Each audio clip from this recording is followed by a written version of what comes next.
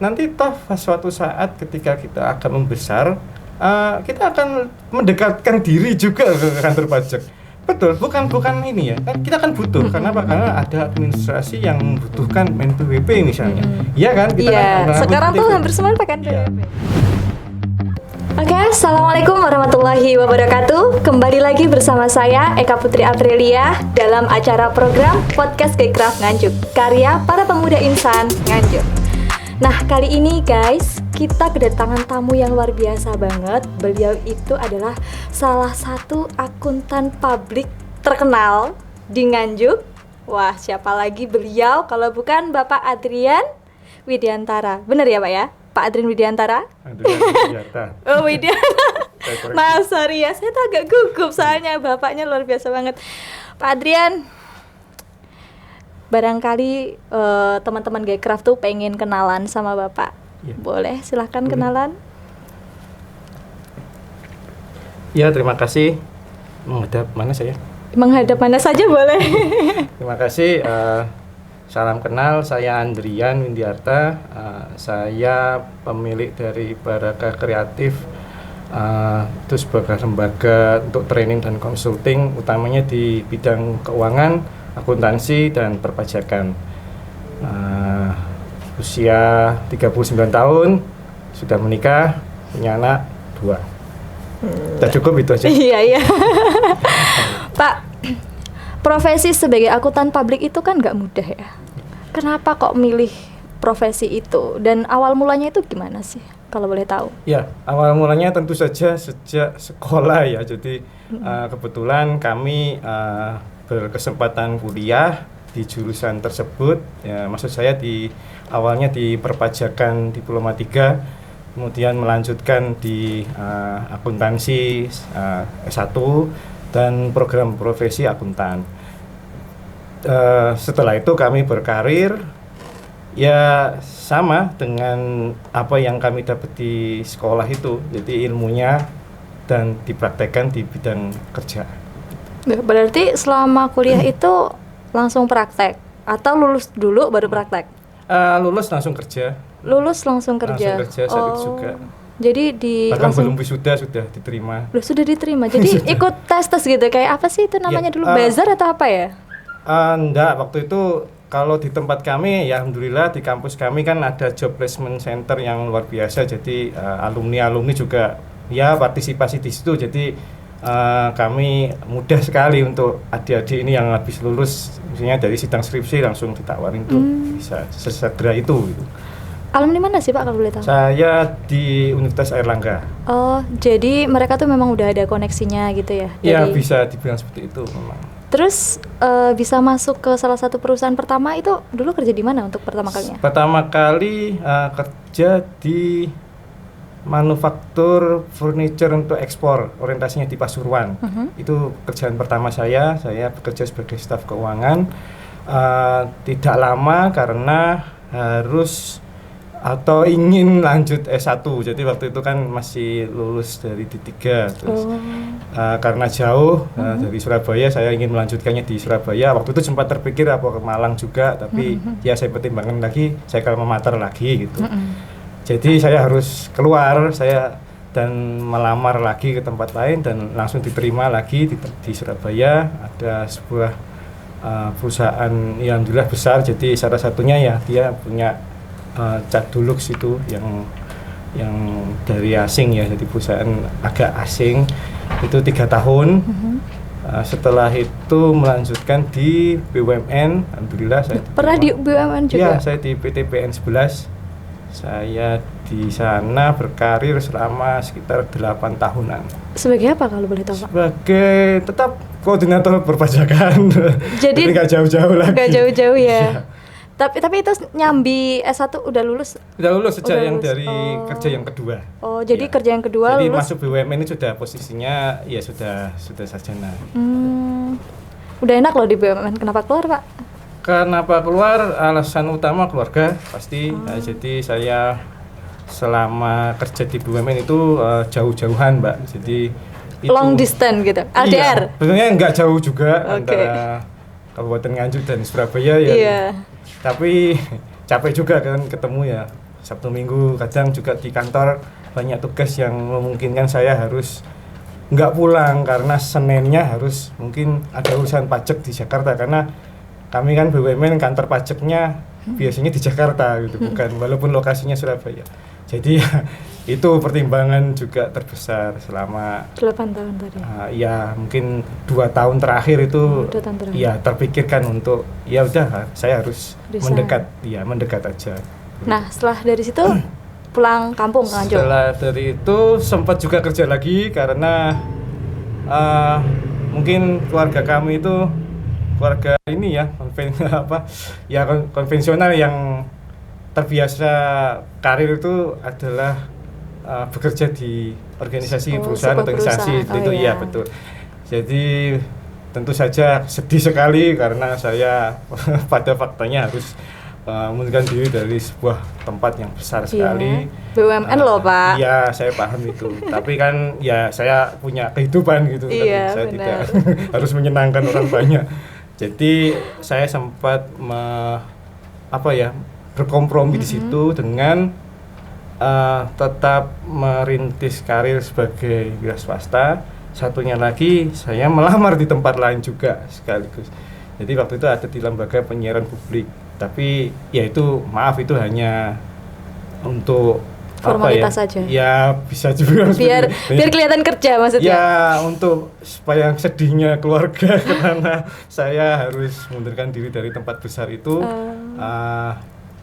Singkat kata ya terbongkar semua ya kan, saya nggak sepenuh hati bekerja waktu itu. Akhirnya saya beranikan diri untuk bicara keluarga besar karena itu memang hal yang cukup berat, betul itu untuk pengalaman pribadi. Kalau rekan-rekan yang sudah lama di bidang bekerja ini sebagai swasta atau BUMN memang ya, berat untuk berpindah jalur atau berpindah kuadran ya biasanya ke wira swasta. Tapi itu harus terjadi karena hidup kita kan harus jalan dan kita masih punya keluarga yang membutuhkan kita, yaitu posisi kami sih. Tapi itu tak berarti bekerja di instansi menjadi pegawai atau staf atau karyawan itu lebih buruk daripada saya. Tidak, saya tentu saja kalau bilang seperti itu ya tidak mungkin karena faktanya saya betah sampai belasan tahun. Jadi ini betul-betul murni alasan kami ya karena keluarga. Oh gitu. Jadi kami merintis full menjadi betul-betul wira swasta yang merintis menjadi akuntan itu sekitar 2018. Jadi ya terbilang baru sebenarnya. Oh jadi Pak Adrian ini baru di Nganjuk tuh ya 2018? Iya, jadi setelah saya betul-betul resign semuanya untuk betul-betul full menjadi wira swasta, saya pindah ke Nganjuk. Sebenarnya nggak pindah, tapi ya alhamdulillah menambah tempat tinggal gitu aja. Karena tempat tinggal kami di Surabaya masih ada, jadi kami masih warawiri. Tapi untuk urusan keluarga sudah, untuk karir sudah insya Allah tidak di pos di sini. Nah, awal mulanya merintis wirausaha itu gimana? Otomatis kan orang kalau merintis usaha kan banyak ya, kayak halangannya, rintangannya, dan tidak selalu di awal tuh dapat uang, ya kan? Nah, apalagi kan kita punya beban keluarga. Itu gimana Pak dulu tuh ceritanya? Ya, jadi gini, kalau kami ini pengalaman kami ya, kan saya sudah lama menjadi pegawai. Saya tentu punya networking, saya tentu punya rekan, saya punya ya selama bekerja itu kan kenal dengan banyak sekali teman usaha. Jadi ketika kami memutuskan untuk berpindah kuadran itu saya tentu saja akan menginformasikan ke jaring saya networking itu, saya lagi membuka usaha nih, ada yang membutuhkan enggak? Itu yang awal. Tapi tentu saja mudah di situ, tapi tentu yang nomor 2 tadi yang sulit ya, keuangannya gimana ya, karena portofolio tidak ada ya kan, baru terbukti untuk bekerja di perusahaan, tapi belum untuk menghandle atau perusahaan lain kan. Ya sudah, mungkin itu saya cukup kompromi di situ. Ya awalnya tentu saja tidak saklek harus seperti gaji kami yang dulu, enggak ya kita tahu lah awal-awal tahu diri ya, ini portofolio Mungkin juga pesan untuk teman-teman muda yang ingin mengembangkan atau memulai usaha jasa seperti kami, ya silakan diperkaya portofolionya sebanyak mungkin. Jadi tawarkan apa skill kita seperti itu. Itu yang saya lakukan. Padahal waktu itu saya nggak muda gitu. Waktu itu kan saya usia 35, 36. Bayangkan usia segitu udah punya anak, menawarkan mulai nol kan. Jadi itu jadi dari pintu ke pintu gitu. Bisa dibilang seperti itu. Bisa dibilang door to door, betul. Seperti yang disasar ya perusahaan-perusahaan besar atau UMKM juga pada saat jadi itu? Gini, itu ceritanya setelah saya memutuskan menjadi wirausaha, entrepreneur, langkah selanjutnya seharusnya seorang wirausaha adalah mengikuti komunitas. Itu tidak bisa kita pungkiri, di komunitas akan kenal dengan banyak teman-teman yang punya perusahaan pasti. Benar. Skala apapun ya. Alhamdulillah kalau skalanya gede-gede itu lebih ya. Saya seperti itu. Jadi ketika di dalam komunitas saya berusaha membranding diri, membuat persona bahwa saya adalah akuntan terbaik di Nganjuk seperti itu. Ya nggak apa-apa kan. Iya benar. Branding diri, personal branding itu perlu. Kalau ada yang menafikan itu nggak apa-apa. Kita mau adu apa nih kan? Goyonnya kayak gitu ya kan. Ya kan nggak mungkin juga berantem di situ. Ini kan klaim saya sendiri sebagai anggota komunitas. Pede aja dulu gitu Pak. Pede aja dulu gitu. Dan memang pede kan, saya juga terbukti sudah lama pengalaman. Jadi mohon maaf mungkin akan berbeda dengan rekan-rekan yang masih muda yang masih mulai. Saya kan sudah punya portofolio yang mahal di perusahaan dan memang ya saya kan tidak dalam kondisi dipecat, dikeluarkan karena prestasi jelek, tidak, karena memang mengundurkan diri. Jadi ya betul-betul. Jadi alhamdulillah itu ya diterima dan awalnya dari teman-teman komunitas. Betul, di komunitas itu teman-teman saja yang membutuhkan kami, memanggil kami untuk Pak tolong kami punya masalah-masalah. Akhirnya 1, 2 dan setelah sudah membuktikan itu, tentu saja by project ya, jadi bukan yang Pak tolong bantu akunting kami, enggak seperti itu. Awal-awal pasti Pak kami punya masalah, konsultan SOP, dulu, konsultasi dulu. Ya seperti itu, berarti ya SOP tolong bikin SOP, saya bikin seperti itu. Jadi setelah bikin ini ada upah seperti itu, jadi terus nanti Pak tolong di screeningkan SPT tahunan kami, seperti itu kami screeningkan berapa tahun ke belakang kan gitu. Screening itu kan kita memastikan tidak ada yang salah kan gitu. Setelah itu selesai dapat upah. Ya lama-lama kita bisa naik kelas di situ. Ya seperti itu. Seiring berjalannya waktu tentu kita berpengalaman untuk tahu rate kita seperti itu. Jadi ternyata mulai berani matok harga nih. Sangat bisa. Oke. Karena kan sudah ada. Jadi orang tuh sudah bisa melihat kredibilitas gitu kan. Betul.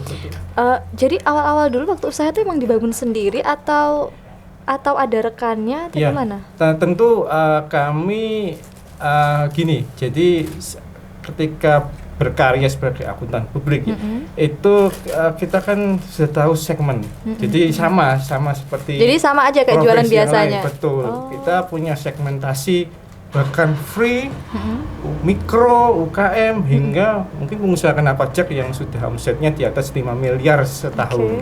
Itu berbeda sekali. Nah, untuk segmen-segmen itu saya juga akan punya mitra yang berbeda. Jadi ketika untuk yang free, yang betul-betul ya nggak apa-apa kan, itu boleh edukasi ya, dan amal jariah juga sedekah ilmu itu saya lakukan sendiri tentu, dan saya memakai bendera komunitas kami. Kebetulan saya juga pengurus di HIPMI, saya ada di YUK, jadi saya angkat juga bendera komunitas, jadi saling menguntungkan. Nanti HIPMI nanti akan punya HIPMI Tech Center misalnya, padahal itu yang isi saya juga. Jadi saya arahkan ke situ, ada yang butuh konsultasi, jadi HIPMI-nya akan dikenal punya divisi 1 itu, dan kami juga akan dikenal sebagai pribadi yang ngerti soal pajakan. Setelah itu gimana ya kalau yang serius Pak, yang besar-besar, ya saya berafiliasi.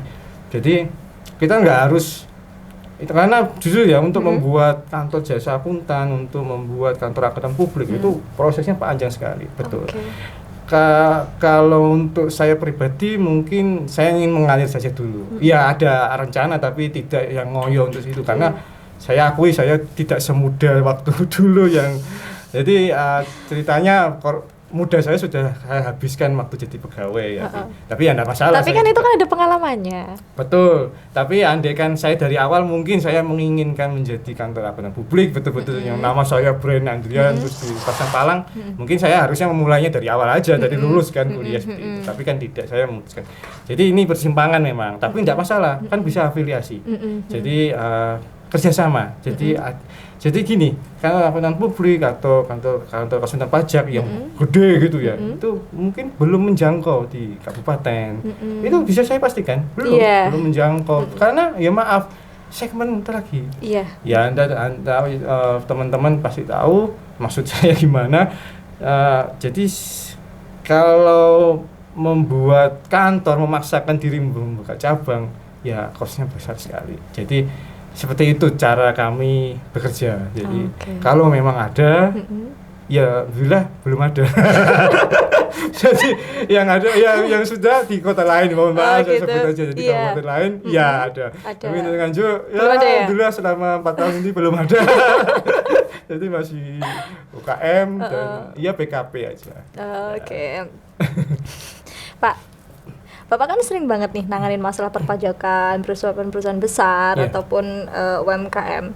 Selain masalah perpajakan tuh biasanya apa aja sih yang mereka tanyain? Pak Adrian nih saya ada masalah keuangan atau apa gitu.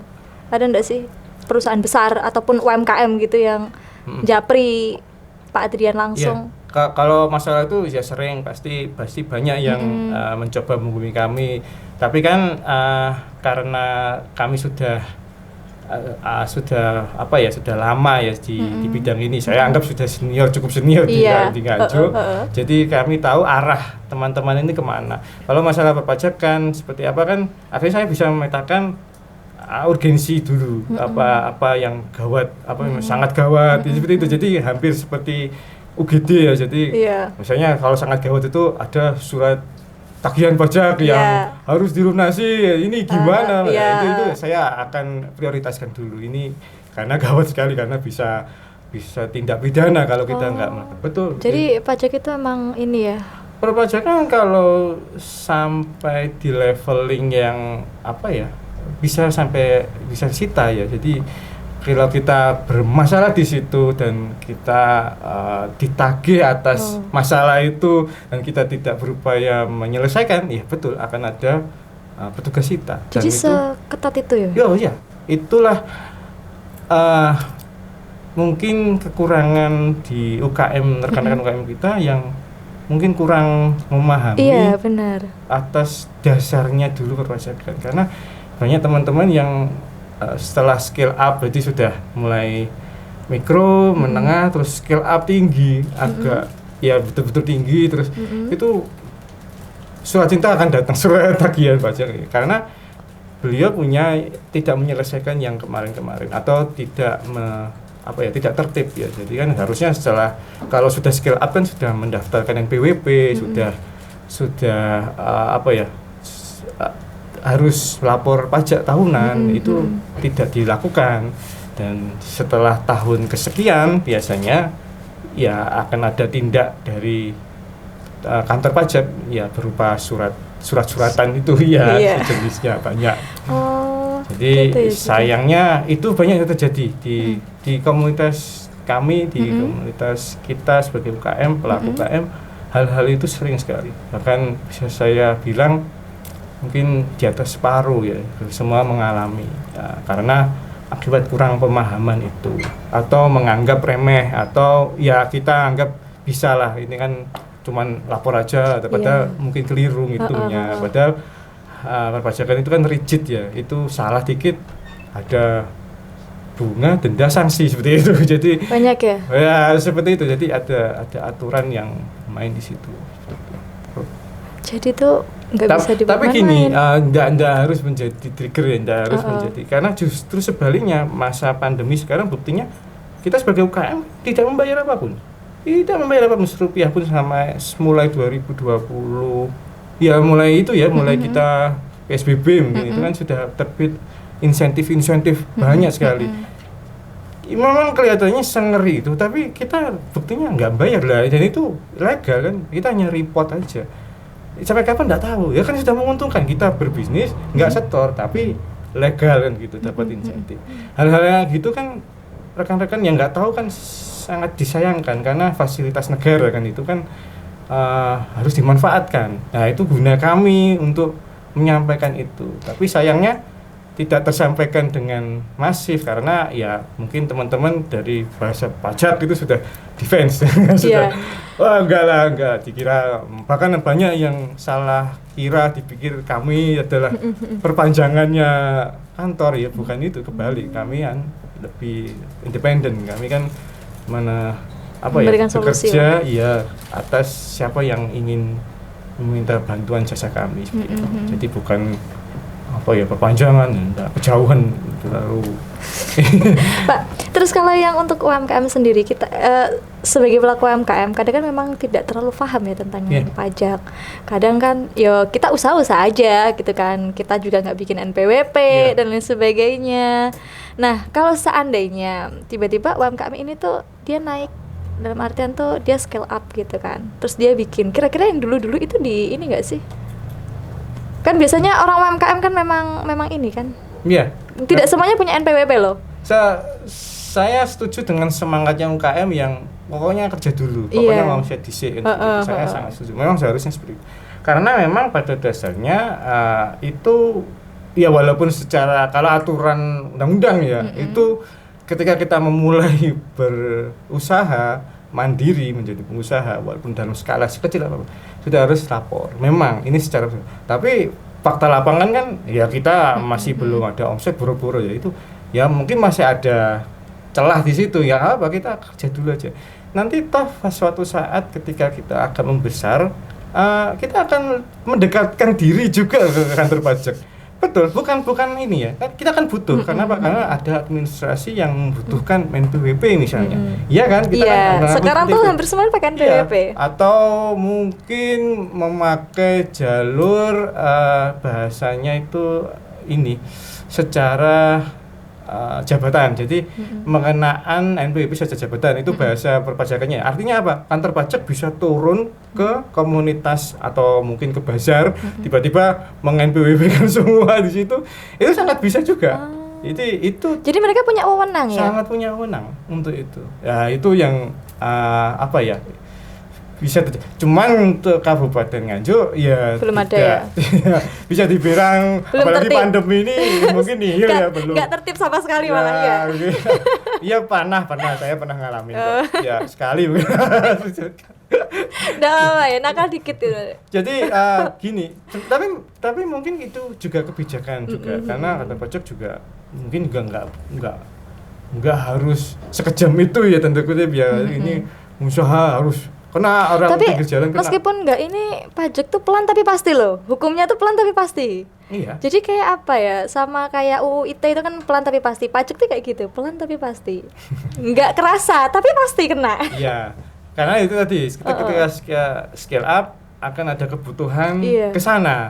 Entah apapun ya. Jadi mungkin kita ke perbankan, mungkin kita ada dana bantuan apa yang membutuhkan. Nah, itu kan ya kita harus dekat. Itu. Akhirnya kita harus tertib. Mau nggak mau ya. Ber-NPWP harus bisa menghitung, bisa menyetor dan bisa melaporkan dengan tanpa salah. Dan itu tidak ada ampun tanda kutip ya. Jadi secara ini karena ini undang-undang jadi mengikat semua warga negara Indonesia. Jadi seperti orang memakai helm, kita nggak memakai helm, kita nggak bisa ngomong saya nggak tahu Pak kalau ini akan ditilang. Ya nggak gitu. peduli. Karena memang udah peraturan ya. Andai seketat itu ya, tapi kan faktanya nggak seperti itulah. Saya belum pernah sampai kayak gitu di lapangan yang sampai orang kamu di NPWP-in atau apa ya belum. Pak Trin pernah nggak menanganin kayak perusahaan yang di Nganjuk aja deh, yang di Nganjuk menangani perusahaan yang dia tuh udah ditagih gitu. Tagih, ini gimana nih Pak Trin nih, saya butuh solusi nih gitu. Udah dapat surat cinta nih gimana? Pernah nggak menangani? Ya sering, justru memulai kerjanya dari itu biasanya. Gitu. Kalau nggak ada itu berarti malah gak ada kerjaan ya. Betul. Berarti itu berkah ya Pak? Iya. Jadi lucunya di sini, maaf ya teman-teman, ketika melesat, ketika scale up itu tidak men-scale up juga di kemampuan yang tadi itu di accounting dan perpajakan, padahal itu sangat penting karena kan ya itu tadi saya bilang itu kena kok kita lama-lama kan.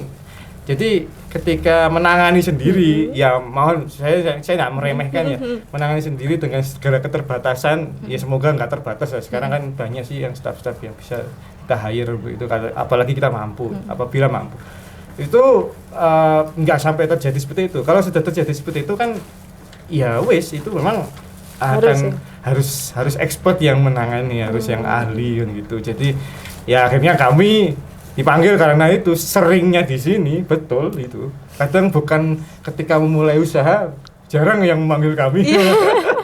Justru yang kau udah usahanya lama, baru ada masalah ya itu manggil kami. Jadi tapi buat kami ya itu ujian berat juga, maksudnya seharusnya kan kami tidak di level ini terus gitu kerjanya itu ya maaf ya. Jadi seperti mungkin di bidang kedokteran itu tiba-tiba sudah mau stadium 4 aja gitu kan.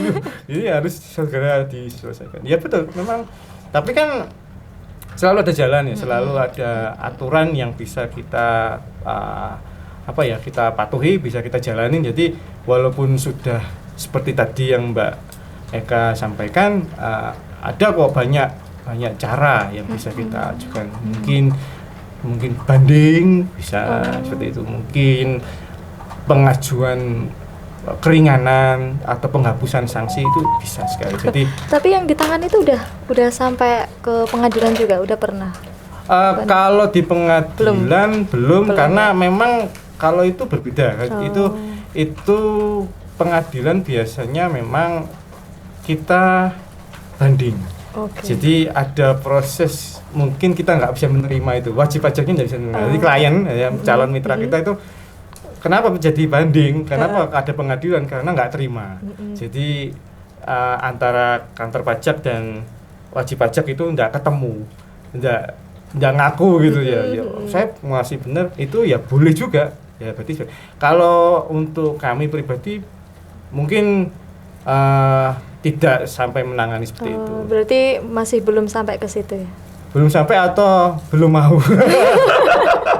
Itu sudah ribet ya? Itu karena effortnya besar sekali Mbak Eka, karena banding pengadilan itu ya bayangan kami sebagai profesional ya mungkin oke lah terkompensasi dengan ini ya honor ya, tapi kan kami harus ke kota besar karena pengadilannya juga tidak hanya ada 2 kalau tidak salah di Indonesia gitu, ya, di Jakarta dan Surabaya, dan nomor 2 aja baru juga gitu, tidak dari dulu. Jadi selama ini di Jakarta memang. Jadi itu sudah terbayang sekali ke Jakarta, terus kemudian mengumpulkan bukti-bukti, belum nanti transportasinya, dan ada jadwal sidang ya, itu luar biasa effortnya. Ya untuk kami mungkin belum tertarik ke situ. Kami ingin ke UKM aja. Kami komit di situ. Insya Allah Baraka sebagai brand kami komit di UKM saja.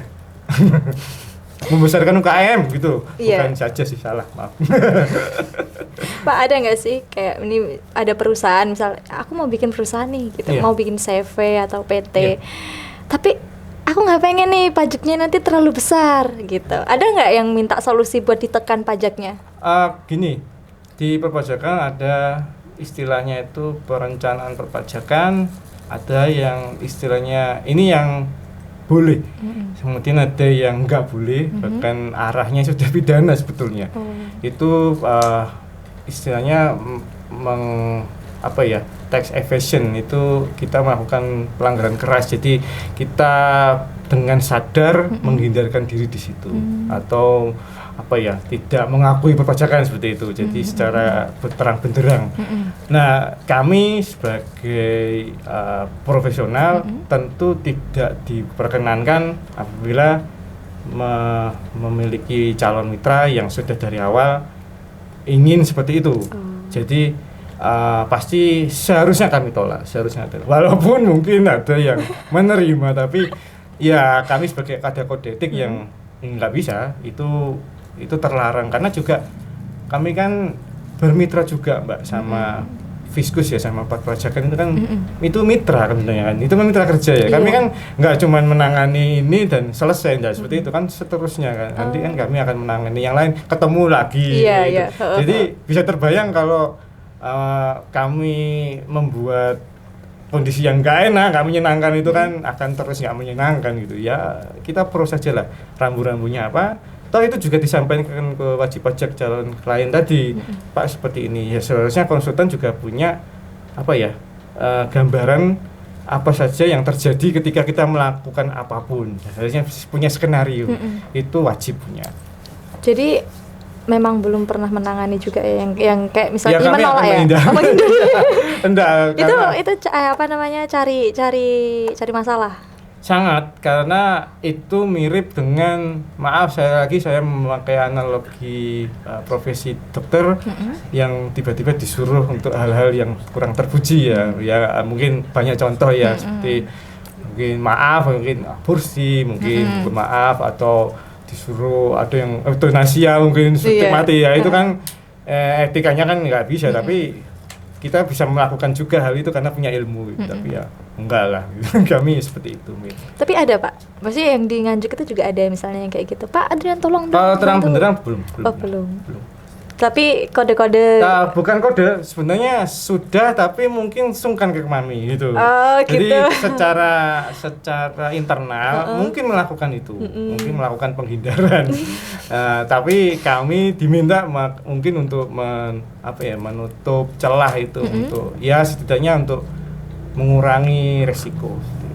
Biasanya melakukan kayak gitu perusahaan besar ya, atau baru perusahaan, atau mereka yang baru scale up?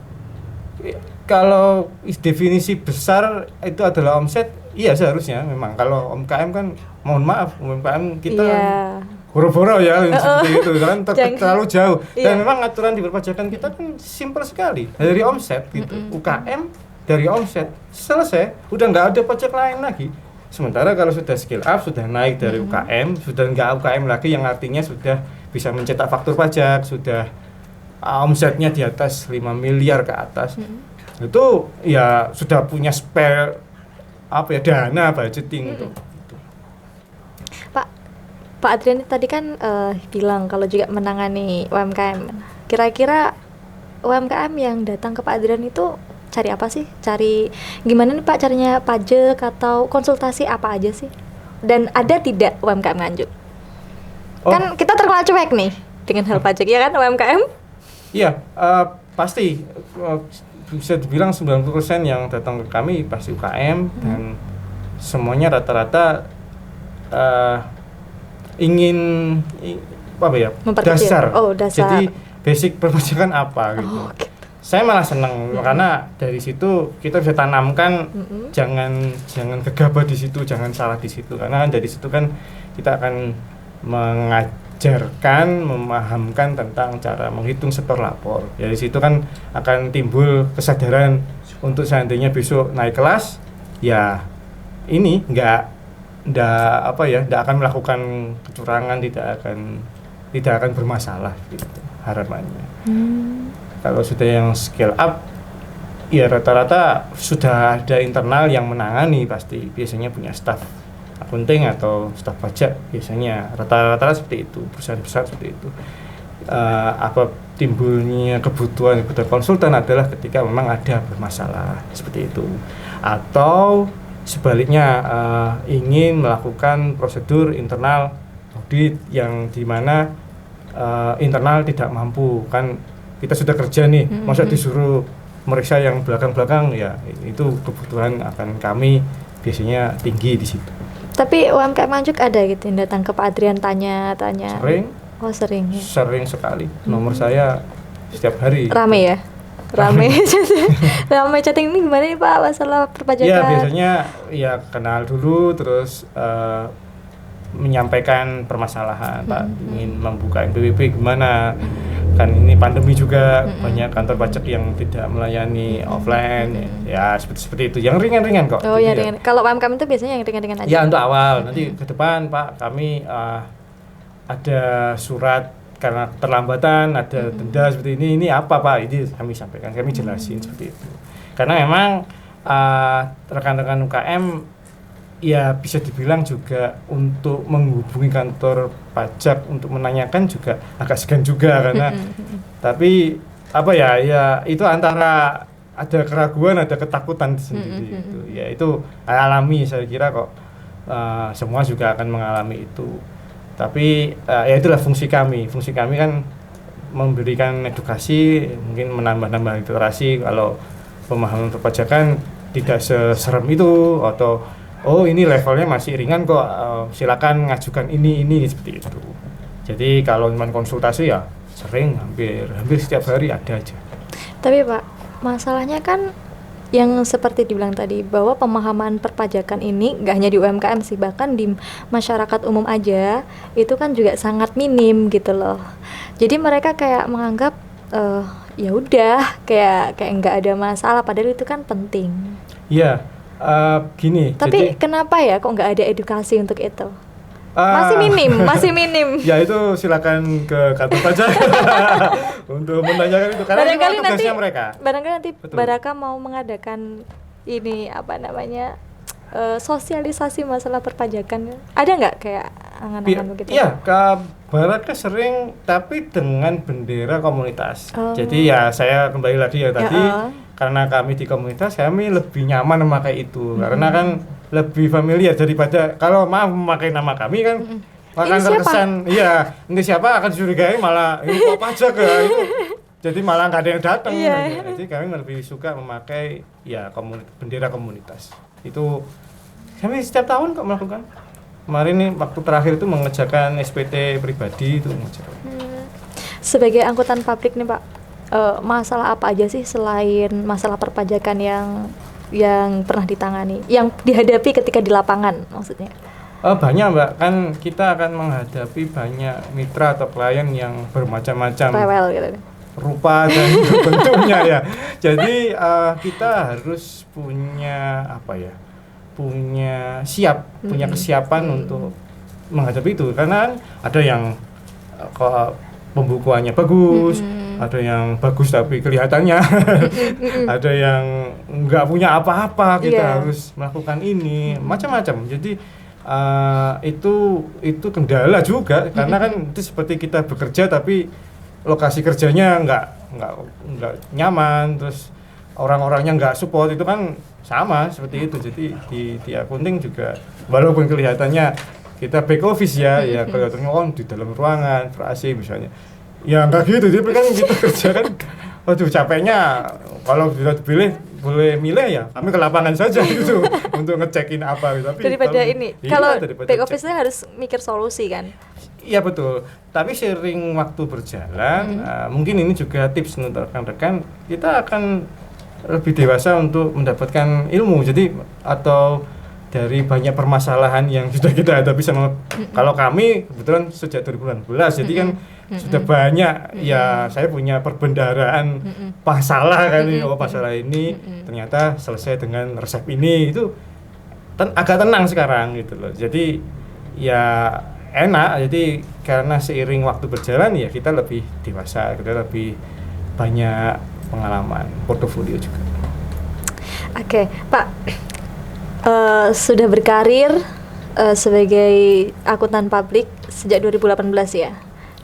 Iya, 2018 sampai sekarang. Ada kenaikan tarif dong. Kira-kira berapa sih kalau boleh tahu? Tarif. Barangkali mungkin nanti ada yang mau pakai jasa UMKM. Ya, jadi gini, kalau hal seperti itu kan ya kami kembali lagi ke kode etik ya, di kode etik revisi, kalau menyebutkan itu kan jadi kisaran aja deh. Ya itu tergantung juga, karena semua perusahaan punya masalah yang berbeda-beda. Jadi tidak fair juga kalau kami mengenakan sama dengan, padahal ya bebannya beda. Tapi yang paling mudah sebagai patokan, andaikan rekan-rekan UKM yang ingin memakai jasa itu, mungkin patokannya adalah omset saja.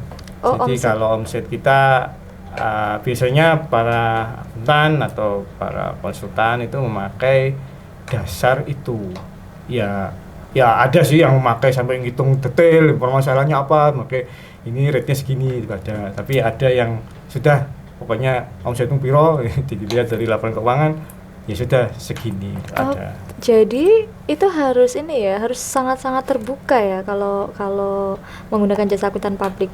Dalam hal keuangan maksud saya. Iya pasti. Bukankah kita adalah dari awal kita dipercaya, diberi amanah ya untuk orang dibuka dirinya kan gitu. Jadi itu juga betul, itu akan jadi beban dari kami untuk itu tidak akan pernah keluar.